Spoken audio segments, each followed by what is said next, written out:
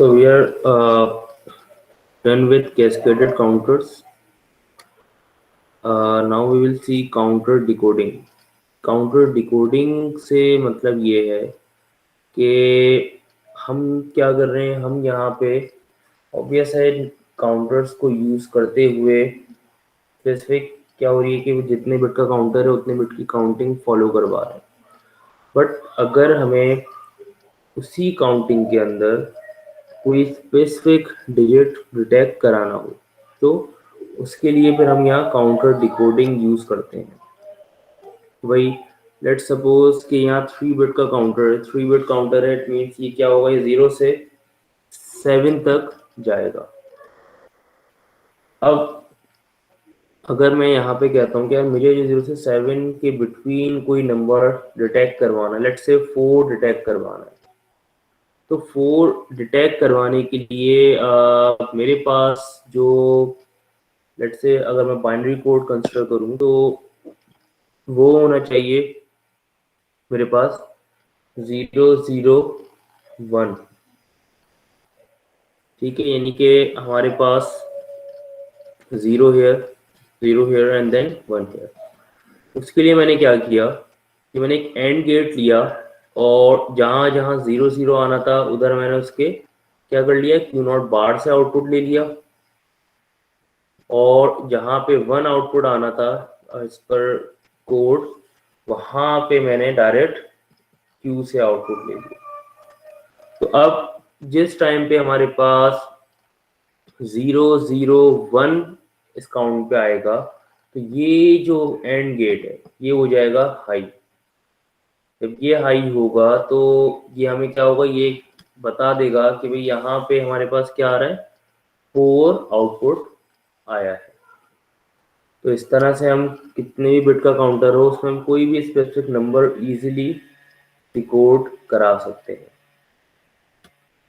अच्छा, डिकोडिंग के अंदर भी हमारे पास एक होती है फुल डिकोडिंग जो कि अभी हमने देखी, but we have partial decoding as well. Partial decoding से मतलब ये है कि यहाँ पे हमारे पास फर्क ये आएगा कि हम यहाँ सारी बिट्स को नहीं चेक कर रहे होंगे बल्कि हम स्पेसिफिक बिट्स को चेक करेंगे to get the desired output. कि भाई इस लेट से यहाँ पे अगर मुझे डिटेक्ट करना है नंबर 1001, तो मैं यहाँ पे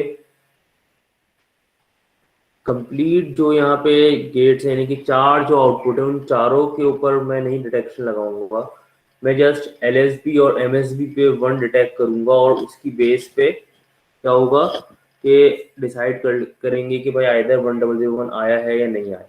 बट इसकी एक लिमिटेशन है, वो ये कि we have to make sure कि अगर हम पार्शियल डिकोडिंग कर रहे हैं तो वो स्पेसिफिक जो कॉम्बिनेशन है यानी कि उस स्पेसिफिक कॉम्बिनेशन वो जो बिट्स हैं वो फर्स्ट टाइम क्या हो काउंटिंग के अंदर वो फर्स्ट टाइम आ रही हो, यानी कि 1001 यानी कि LSB और MSB पे 1 अगर हम देखते हैं डिकोडिंग के अंदर, तो ये पार्ट हमारे पास देखा जाए तो ये हमारे पास क्या होगा, ये हमारे पास फर्स्ट टाइम ये कॉम्बिनेशन अपेयर होगा, यानी कि 0000 देन 0001। इस तरह से क्या होगा, हमारे पास 8 तक गया तो 8 पे आएगा तो हो जाएगा ये 0001, 9 पे आएगा इट बिकम्स 1001। तो this is the first occurrence. इससे पहले ये कोड हमारे पास यहाँ पे नहीं आया, तो इस सिनेरियो में मैं पार्शियल डिकोडिंग करके जस्ट क्या करूंगा, LSB और MSB में मुझे पता है 1 आना है, इन दोनों पॉइंट्स पे मैंने क्या किया, इन दोनों के आउटपुट्स को एंड गेट से पास किया। तो यहाँ पे अगर मैं देखूंगा तो मुझे इस पॉइंट पे 1001 डिटेक्ट होता हुआ मिलेगा। अब इधर हमारे पास इस कंडीशन को अगर हम देख रहे हैं तो अब 1001 के बाद ऑब्वियस है कि ये चेंज होके 1010 होगा, देन 1011 होगा। तो अगर हम नोट करें कि 11 पे जैसे ही आएगा तो 1011, यहाँ पे भी ये दोनों बिट्स 11 हो रही हैं। बट जैसा कि मैंने कहा कि हम यहाँ पे उसी नंबर के ऊपर पार्शियल डिकोडिंग कर सकते हैं जो फर्स्ट टाइम कॉम्बिनेशन में अपेयर हो रहा हो। मैं यही सेम डिकोडिंग 1011 पे नहीं कर सकता, बिकॉज 1011 के अंदर ये 1 और ये जो LSB और MSB वाले 1s होंगे ये ऑलरेडी उससे पहले अपेयर हो चुके होंगे। ठीक है, तो ये चीज हमारे पास सिर्फ फर्स्ट अकेरेंस के ऊपर ही होगी पॉसिबल। अब यहाँ पे ये जो सर्किट है, ये सर्किट हम पहले भी देख चुके हैं, and we actually use this circuit for VCD decoding. कि भाई अगर मुझे 4 बिट डिकोडर को यूज करते हुए बाइनरी कोडेड डेसिमल काउंटिंग करवानी है कि after 9 it should B reset, तो उसके लिए हमने यहाँ पे क्या किया था, ये पार्शियल डिकोडिंग अप्लाई की हुई थी। बट एट दैट स्टेज क्योंकि पार्शियल डिकोडिंग हमने डिस्कस नहीं करा था, तो इस वजह से उसका नाम भी यूज नहीं किया था। Also we already discuss this circuit for BCD decoding. ठीक है, जब हम लोग BCD की बात कर रहे थे तो BCD काउंटर के लिए हम ये सर्किट से पहले भी डिस्कस कर चुके हैं।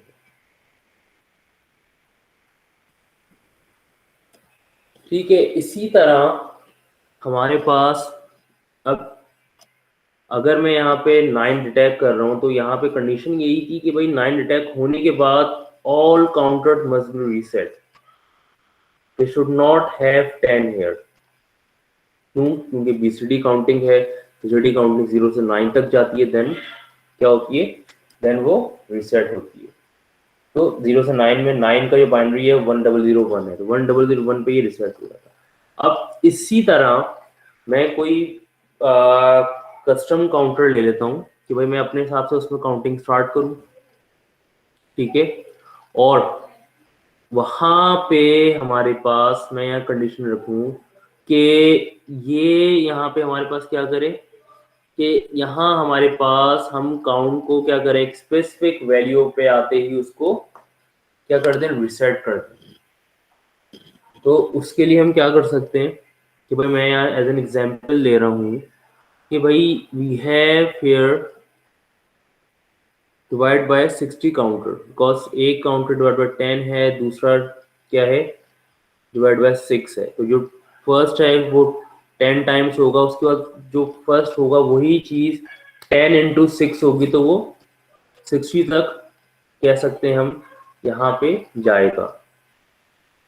अब इधर हमें क्या करना है कि यहाँ पे हमारे पास कंडीशन ये है कि हमें यहाँ पे जैसे ही क्या हो 6 डिटेक्ट हो, यानी कि 59 के बाद 60 जैसे ही आए, उस पॉइंट पे हमारे पास यहाँ पे क्या हो जाएगी, काउंटर पूरा का पूरा रिसेट हो जाए। तो उसके लिए हमें एक चीज पता है, मैं इसको यूनिट्स का नाम दे रहा हूँ, उसको टेंस का नाम दे रहा हूँ। इट मीन्स यहाँ पे हमारे पास एक स्पेसिफिक रेंज तक क्या होगी, काउंटिंग होगी। ठीक है, और फिर हमारे पास क्या होगा, आगे ये पार्ट स्टार्ट होगा, यानी कि 0 से 9 तक यहाँ होगी, उसके बाद 11 12 13 टिल 59 यहाँ तक हो रही है। अब इधर हमारे पास कंडीशन ये है कि जैसे ही हमारे पास 6 आए, ठीक है, तो हमारे पास ये काउंटर क्या होना चाहिए, रिसेट हो जाना चाहिए। अब उसके लिए यहाँ पे हमने क्या किया कि यहाँ पे हमने पार्शियल डिकोडिंग अप्लाई की। वो किस तरह से कि अब इधर हमारे पास एक जो गेट आ रहा है, ये यहाँ पे क्या करेगा, ये एक्चुअली डिटेक्ट कर रहा होगा Q2 और Q1 पे हाई कब आ रहा है। ठीक है, अब इसका फायदा क्या होगा कि यहाँ पे अगर हम देखते हैं कि Q0 और Q2 यानी कि ये हमारे पास 5 फॉर्म करेगा।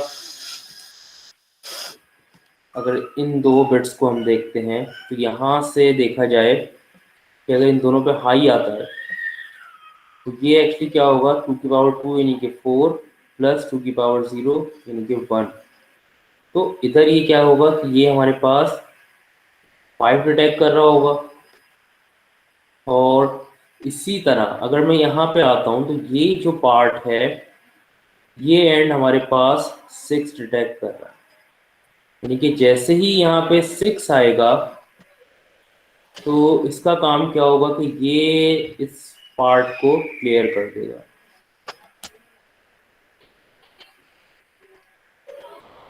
तो इधर हमारे पास यहाँ पे एक पार्ट क्या करेगा, एक पार्ट इसको 6 जैसे ही आएगा ये इसको क्लियर कर देगा, यानी कि 59 के बाद 60।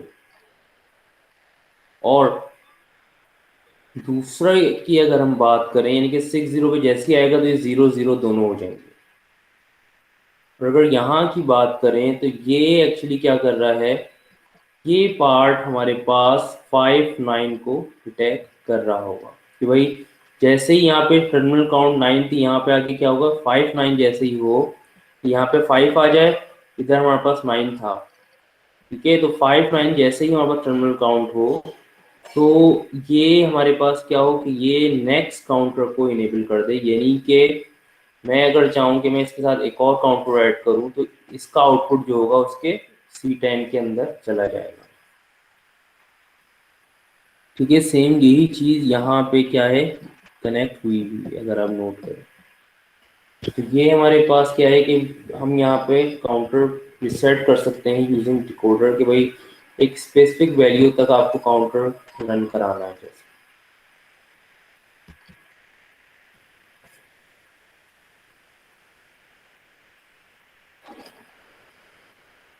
ठीक है, तो ये हमारे पास क्या होगा कि हम यहाँ पे इजीली काउंटर की अगर हम बात कर रहे हैं तो स्पेसिफिक काउंट तक उसको ले आके रिसेट करा सकते हैं। अब यहाँ पे इसी की एक एग्जांपल है जिसमें हमें बोला गया है कि how we can decode 5 with an active low output.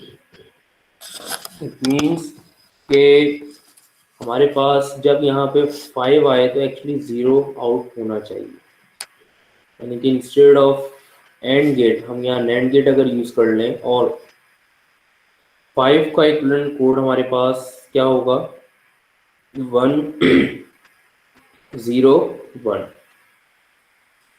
यानी कि यहाँ पे 1 इधर 0 और इधर 1, यानी कि इन दोनों के इनपुट्स और ये वाला जो Q1 बार है इन तीनों को अगर मैं नैंड गेट में ले आऊँ,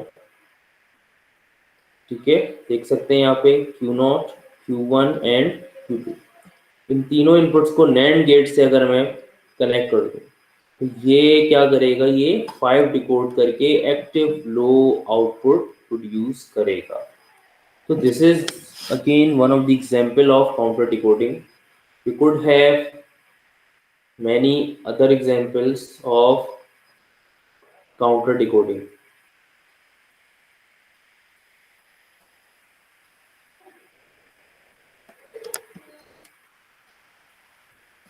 ठीक है, अच्छा इसी तरह हमारे पास डिफरेंट लॉजिकल सिंबल्स इसी के अंदर हम लोग यूज कर रहे होते हैं।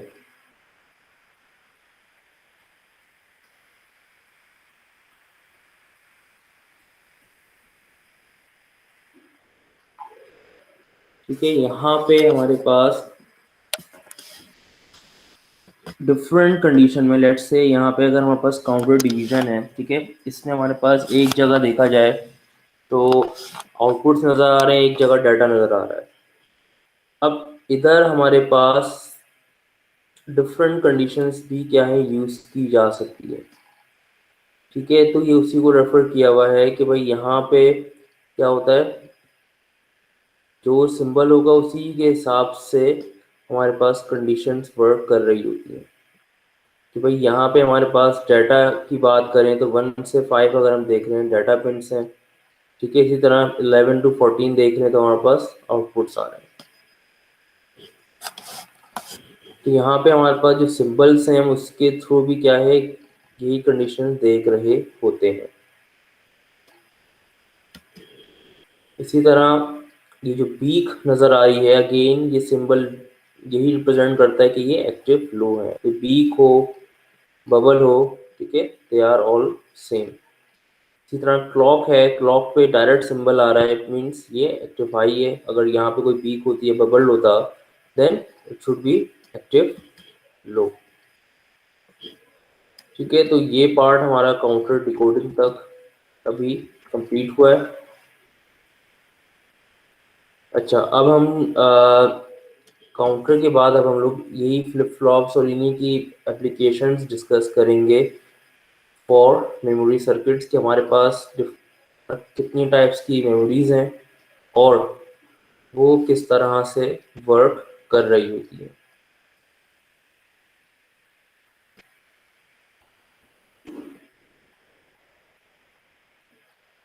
ठीक है, जो टाइप्स मेमोरी टाइप्स की स्लाइड है पहले मैं शेयर कर लूँ, इसके बाद फिर हम स्टार्ट करते हैं।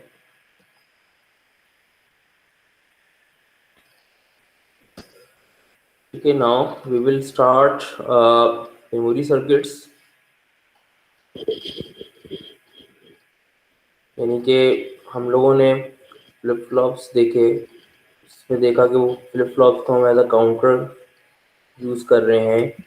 इसी तरह हमारे पास मेमोरी सर्किट्स आ जाते हैं, जिसका काम ही यही होता है कि वो क्या करें, वो डाटा को होल्ड करें।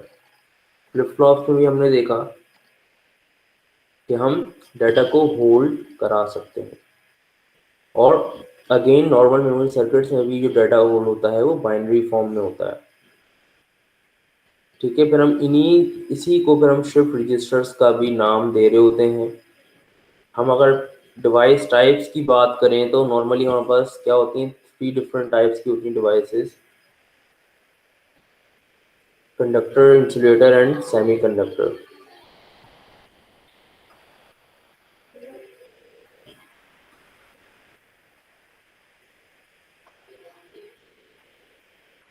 ठीक है, कंडक्टर की हम बात करते हैं तो अगर हम फ्लो ऑफ करंट की बात करें तो यहाँ पे हमारे पास कंडक्टर में मैक्सिमम होता है।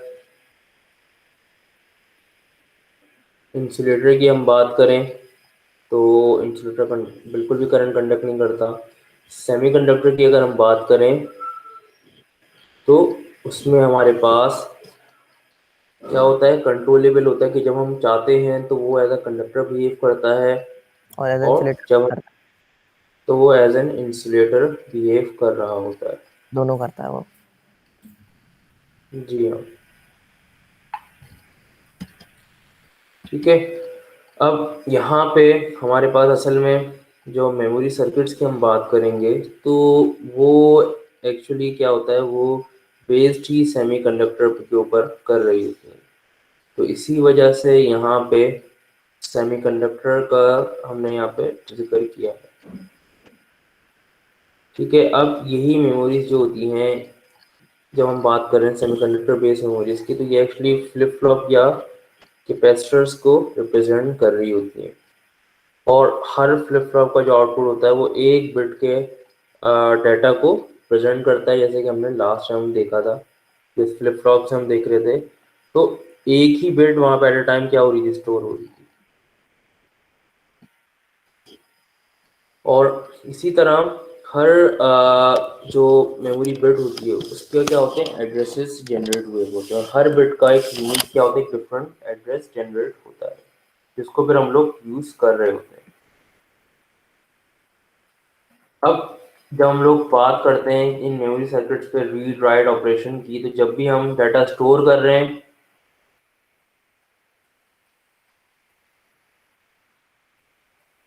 तो हमारे पास जो डाटा स्टोर हो रहा है, इट मीन्स हम राइट ऑपरेशन परफॉर्म कर रहे हैं। और अगर हमारे पास क्या हो रहा है, अगर हमारे पास डाटा वहां से आइदर मूव हो रहा है या फिर क्या हो रहा है, अगर देखा जाए स्कैन हो रहा है तो उसको हम लोग फिर रीड ऑपरेशन का नाम देते हैं।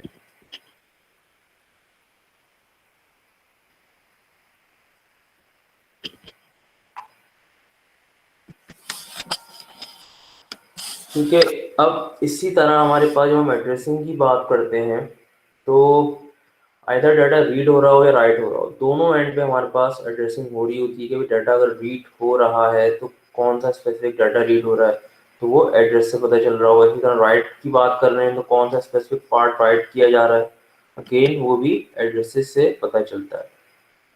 इसी तरह हमारे पास जो भी मेमोरी यूनिट्स होते हैं तो उसके अंदर हमारे पास डिफरेंट टाइप्स की पिन्स अवेलेबल होती हैं, डाटा पिन्स और एड्रेस पिन्स। तो डाटा पिन्स का काम यही होता है कि आइदर डाटा को स्टोर करें या फिर वहां से कहीं मूव कराने के लिए यूज की जाएंगी, और एड्रेस पिन का काम यही होता है कि आप एक स्पेसिफिक पिन के ऊपर अगर डाटा आपको सेंड करना है स्पेसिफिक एड्रेस के ऊपर, तो वो हम लोग फिर एड्रेस पिन्स के थ्रू कर रहे होते हैं। मेमोरी सर्किट्स की अगर हम बात करें तो हमारे पास जो कॉमन टाइप्स की आ जाती हैं वो रैम्स कहला रही होती हैं, रैंडम एक्सेस मेमोरी, जिसमें स्टैटिक और डायनेमिक दोनों आ जाती हैं। इसी तरह रोम्स है हमारे पास, जैसे P ROM, E P ROM, double E P ROM और मास रोम आ जाती है। रैम की अगर हम बात करते हैं तो रैम के अंदर हमारे पास क्या होता है, टेम्पररी स्टोरेज होती है, और यहाँ पे हमारे पास पावर कंस्ट्रेंट आ जाता है कि भाई जब तक सप्लाई है तब तक तो वो होल्ड करेगा डाटा, और उसके बाद हमारे पास क्या होता है कि वो डाटा रिमूव हो जाता है। रैम्स के अंदर भी हमारे पास डायनेमिक और स्टैटिक दो रैम्स आ जाती हैं। ठीक है, स्टैटिक की हम बात करें जो कैशे वगैरह होती है स्टैटिक रैम के अंदर आती है, और अगर डायनेमिक की बात करें तो हमारे पास डायनेमिक रैम्स की अगर हम बात करें तो जो हमारे पास जो मेमोरी सेल्स वगैरह होते हैं जो स्पेसिफिक डाटा को होल्ड करा रहे होते हैं तो वो फिर डायनेमिक रैम के अंदर आ जाता है। रोम की हम बात करते हैं अगर, तो रोम के अंदर एक क्वालिटी यही होती है कि डाटा जो भी होगा रोम में हमारे पास वो परमानेंटली स्टोर किया जाता है।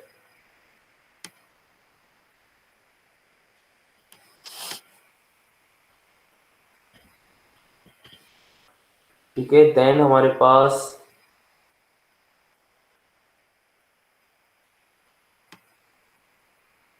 अगर हम रोम्स की बात कर रहे हैं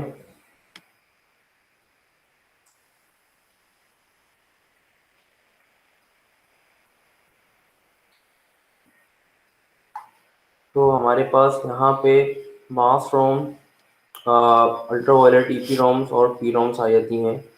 ठीक है, अच्छा ये जो जितनी मैं रोम्स वगैरह ये सब चीज़ें बता रहा हूँ इसका सिर्फ मकसद एक ये है कि ये जितनी ये टाइप्स की रोम्स ये सब नज़र आ रही है ये एक्चुअली क्या है, उन्हीं फ्लिप फ्लॉप्स को यूज़ करते हुए डिज़ाइन हुई है। ठीक है, और आज हमारे पास उसी को अगर हम देखें तो हमारे पास अगर हम हार्ड ड्राइव्स की बात करें या उसके अलावा बात करें ड्राइव्स की, ठीक है, जो एस एस डीज हैं, तो ये हमारे पास क्या हो रहा है कि हमारे पास अगेन इसी इन्हीं मेमोरीज के अंदर एडवांसमेंट आ चुकी है, बट ये स्टार्ट कहाँ से हुई थी यहाँ पे सिर्फ मैं वो बात कर रहा हूँ। ठीक है, इसी तरह हमारे पास जब हम हार्ड ड्राइव की बात करते हैं तो उसमें हम डाटा क्या होता है स्टोर भी कर सकते हैं, डिलीट भी कर सकते हैं अपने हिसाब से। बट अगर हम सी डी रोम की बात करें, डी रोम की बात करें, पहले यूज़ की जाती थी, तो उधर हमारे पास क्या होता था कि इंस्ट्रक्शन सेट होता था प्री डिफाइंड जिसको हम रोव नहीं कर सकते थे। तो ये हमारे पास यहाँ पे भी एक डिफरेंस आ जाता है। सही है, इसी तरह अब हमारे पास जो मेमोरी डिवाइसेस हैं वो भी डिफरेंट टाइप्स में डिवाइड हो जाती हैं। जैसे हमारे पास क्या होता है डिजिटल सर्किट्स को अगर हम बात करें तो एक हमारे पास फिक्स फंक्शंस डिवाइसेस कहलाती हैं जो कि सिर्फ स्पेसिफिक टास्क परफॉर्म करने के लिए यूज़ की है। उसके अलावा हम उसको ना रिप्रोग्राम कर सकते हैं ना ही हम उसको अपने हिसाब से उसको रेस कर सकते हैं, यानी कि स्पेशल फंक्शन मेमोरीज जो भी होंगी हमारे पास वो सब इसके अंदर आती हैं। इसी तरह हमारे पास पी एल डीज आ जाती हैं जिसको हम प्रोग्रामेबल लॉजिक डिवाइसेस कहते हैं, जिसमें हमारे पास ऑप्शन होता है कि हम इसको रीप्रोग्राम कर सकें।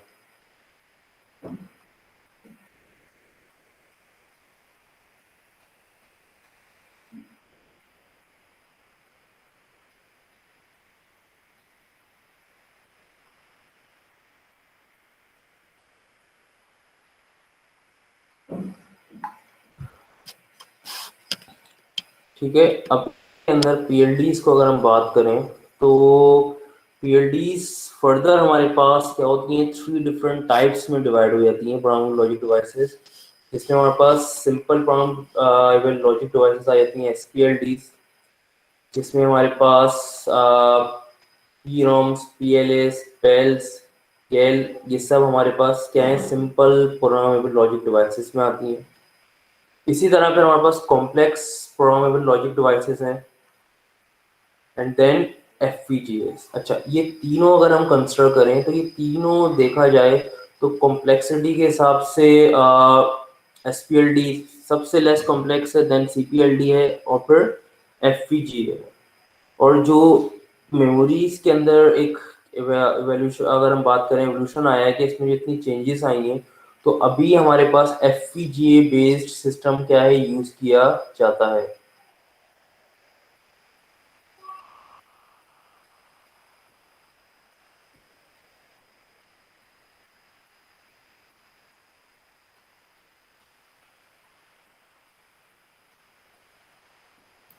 सर सबसे ज्यादा कौन सी यूज होती है?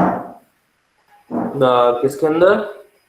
ये आप बता रहे हैं ना कि जो मेमोरी डिवाइसेस हैं इसके अंदर सबसे ज्यादा कौन सी यूज होती है? एसपीएलडीज। देखो, अभी अगर हम बात करें ना तो अभी हम हमारे पास कि सारी जो टाइप्स है ना, ये एडवांस वर्जन की तरफ जा चुकी हैं ऑलरेडी। अच्छा। ठीक है, ये सब बेस, बिल्कुल ये जो बिल्कुल बेस है ना, ये वो बात की जा रही है यहाँ पे कि हमारे अच्छा पास अच्छा। अगर हार्ड ड्राइव और इनकी बात की जाए तो ये इसी के अंदर हमारे पास अब जो है, अगर कंडीशन देखी जाए तो अभी करंटली हमारे पास जो एफ की अगर हम बात कर रहे हैं ना, तो इंडस्ट्री बेस्ड सिस्टम्स में एफ यूज की जा रही होती एफपीजीज है। में।